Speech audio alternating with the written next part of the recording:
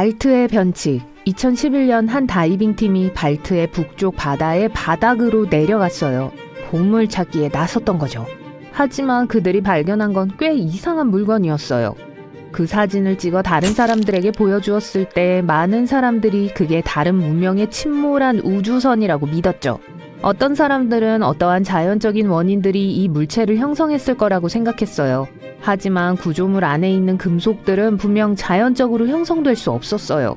이제 일부 과학자들은 심지어 그게 빙하기 훨씬 전에 나타난 것이라고 믿고 있어요. 어쩌면 그때 얼음 밑에 갇혀 있었던 운석이었을지도 몰라요. 소용돌이는 두 개의 해류가 충돌해 원형 와류를 만들 때 형성되는 일종의 강력한 회전 해류예요. 심지어 두려움을 모르는 바이킹들도 소용돌이는 무서워했어요. 왜냐하면 그게 큰 배를 침몰시킬 정도로 강력했기 때문이죠. 이 소용돌이는 오늘날에도 여전히 위험해요. 다행히도 소용돌이의 힘을 견딜 수 있을 만큼 충분히 큰 현대의 큰 배들에겐 위험하지 않아요. 하지만 소용돌이에 빠진 유람선은 보통 큰 배도 꽤 격렬하게 좌우로 흔들릴 수 있는 거대한 파도에 직면해요. 소용돌이는 너무 강해서 수중 블랙홀 같은 걸로 변할 수 있어요. 네, 블랙홀은 차가운 우주 공간에만 존재하는 게 아니에요.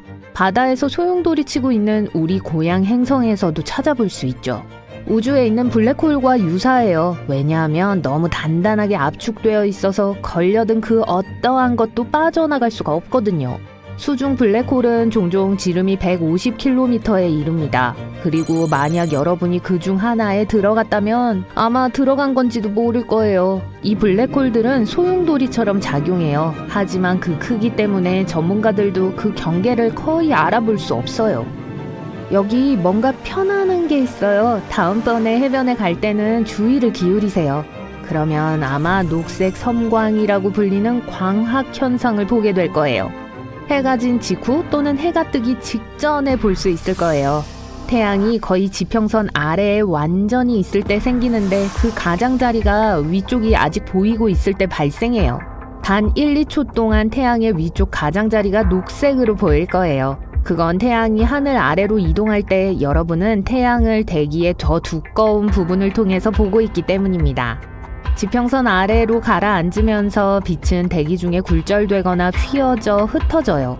이 현상을 더 잘 보기 위해서는 지평선에 구름이나 연무가 없는 맑은 날을 기다리세요. 멋진 수영을 기대하고 있었는데 바닷물이 빨갛다는 걸 알게 됐나요? 들어가지 않는 게 좋겠어요. 플로리다는 적조로 유명해요. 특정 미세 조류의 농도가 정상보다 높을 때 발생하죠. 해양과 민물에 있는 수천 종류의 조류는 대부분 동물과 인간에게 무해해요. 산소의 중요한 공급원이기 때문에 심지어 우리를 도와주죠.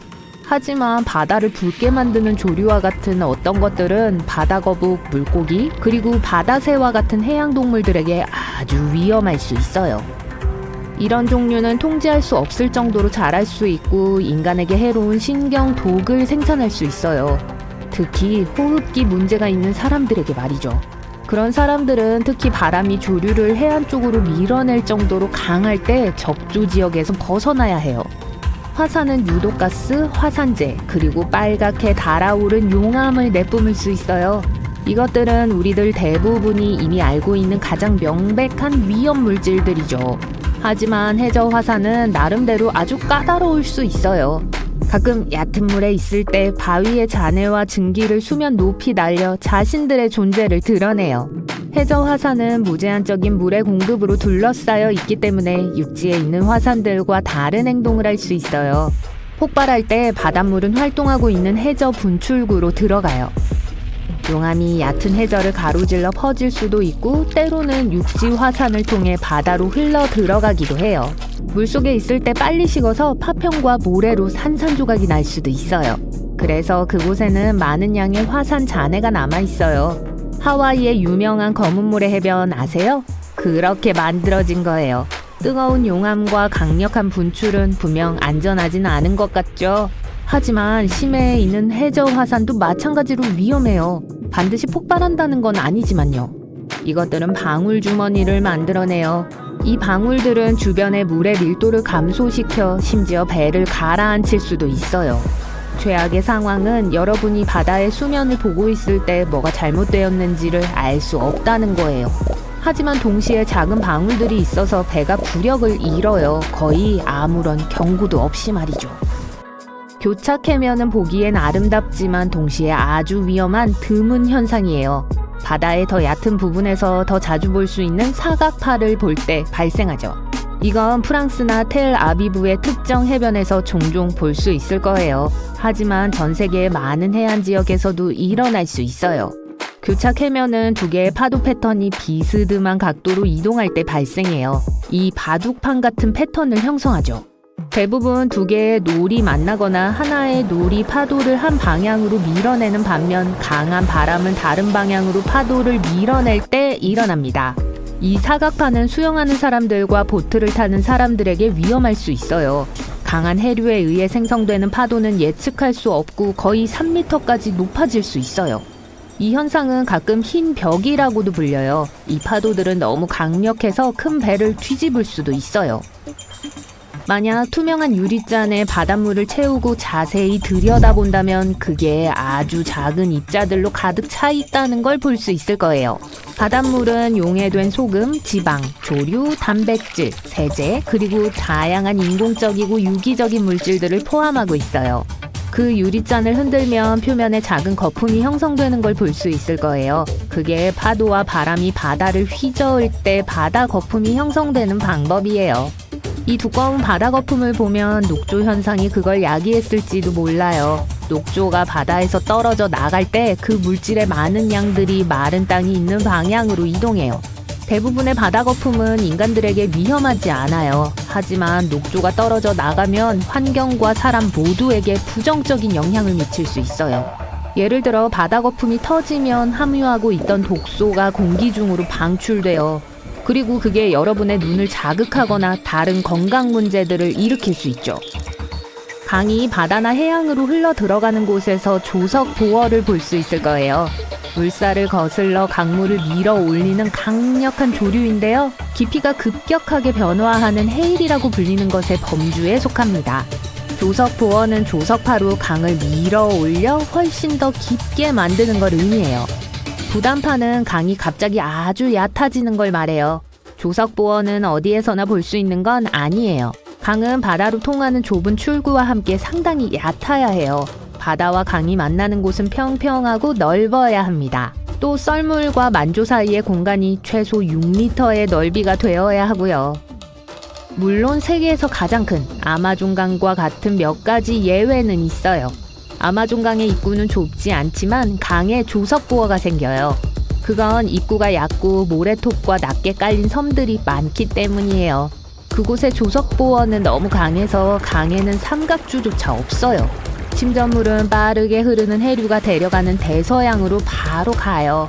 조석보어는 종종 예측이 안 되고 굉장히 거칠 수 있어요. 대부분의 경우 강의 색깔을 녹색이나 파란색에서 갈색으로 바꿔요. 식물을 손상시키거나 심지어 땅에서 나무를 뽑아낼 수도 있죠. 그래서 카약이나 강서핑과 같은 레크리에이션 스포츠는 이 지역에서는 위험할 수 있어요. 만약 조석 보어만 보고 싶다고 해도 조심하세요. 조석 보어는 망 보는 곳을 휩쓸고 거기에 있는 무엇이든 누구든 간에 휘몰아치는 강으로 끌고 갈 수 있어요. 보라색 일몰 살면서 한 번쯤은 보셨을 거예요. 일반적으로 불길한 건 아니고 빛이 이동하는 방식과 관련이 있어요. 태양이 만들어내는 빛은 흰색이에요.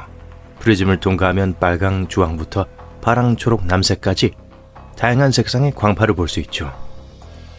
빛은 장애물이 없는 경우 일반적으로 직선으로 이동해요.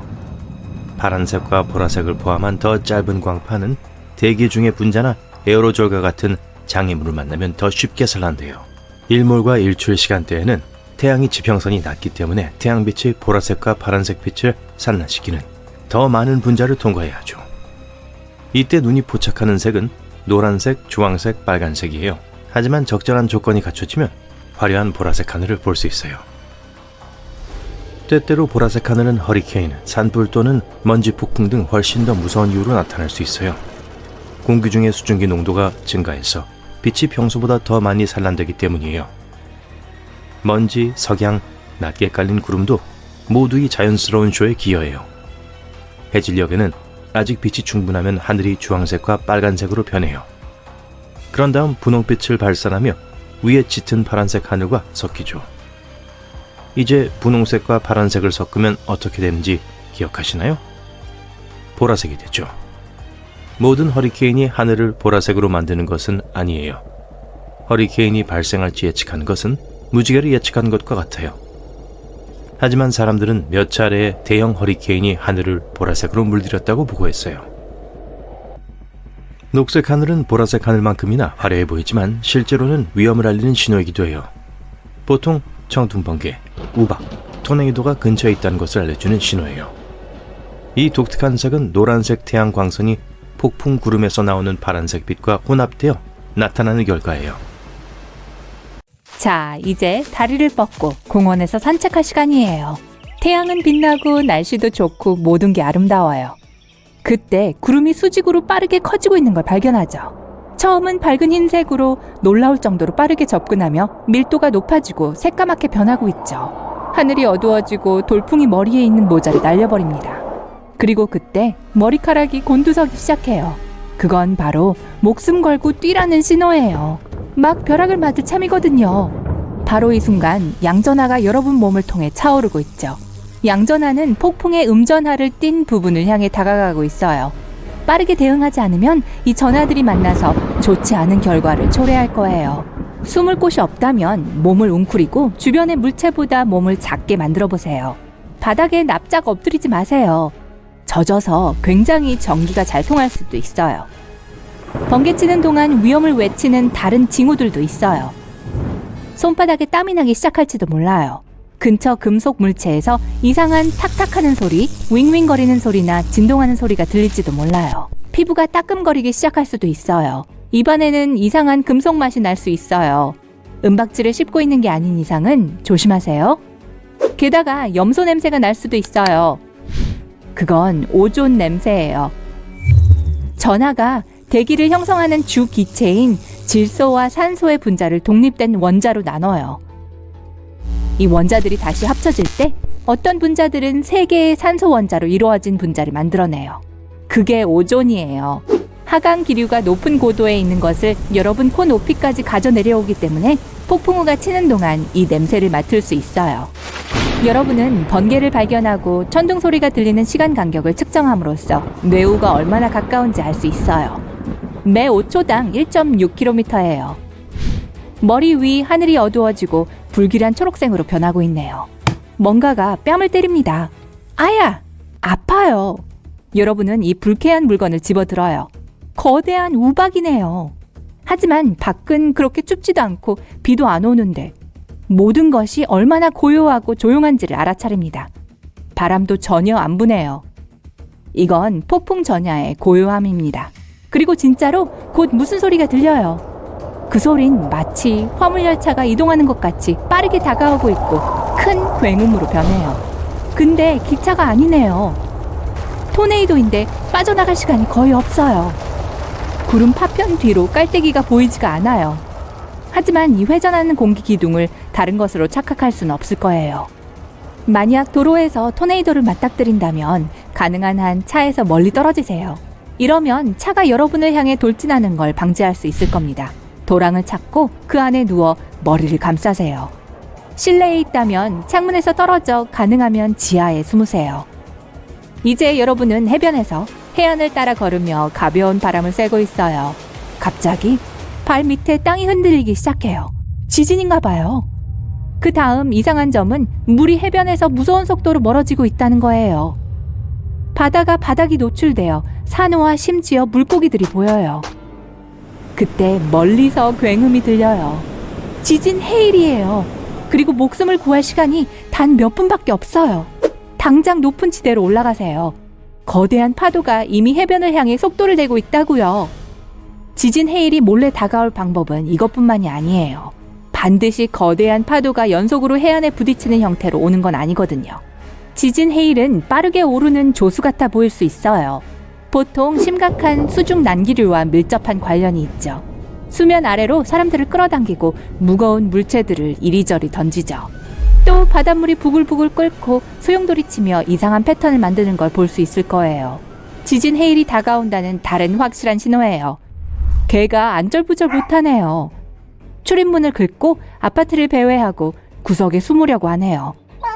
보통은 조용하고 유순한데 이 강아지는 하울링을 하면서 짖고 있네요. 지난 며칠간 날씨도 이상했어요. 하루는 더웠다가 24시간 지나면 또 추워지죠.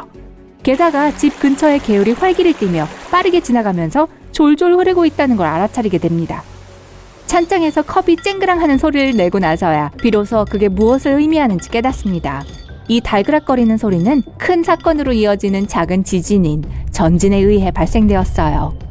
지진은 종종 무리로 발생해요. 약한 지진이 여러 번 발생한다면 훨씬 더 큰 지진이 오고 있는 걸 수도 있어요. 재난이 일어나기 전 여러분은 기괴한 푸른 불빛을 볼지도 몰라요. 그중 어떤 것들은 땅에서 나온 것 같아 보이기도 하고 다른 것들은 공중에 맴돌기도 하죠. 이건 소위 지진 발광이에요. 엄청난 압력을 받은 바위에서 방출되며 땅이 흔들리기 시작하기 며칠이나 단 몇 초 전에 볼 수 있어요. 동시에 일부 전문가들은 지진 발광이 존재하는지 의문을 갖고 있습니다. 만약 지진이 일어나려고 하는데 수족관에 메기가 있다면 메기의 행동에 주의를 기울여 주세요. 과학자들은 이 종은 지구 진동에 반응할 수 있다는 걸 입증했죠. 이 물고기는 지진 활동이 많을 때 안절부절 못해요. 어떤 벌레들은 폭풍이 오는 걸 느낄 수 있어요. 이들은 움직이지 않음으로써 자연재해에 대비하죠. 그래서 여러분 주변에 많은 곤충들이 몰려 보인다면 대피처를 찾으세요. 벌 같은 경우에는 심한 폭풍우를 예측할 수 있죠. 비가 오기 전날에는 훨씬 더 열심히 일하기 시작해요. 사각형 파도는 두 개의 다른 파도 패턴이 서로 충돌할 때 발생해요. 이 현상은 멋져 보이지만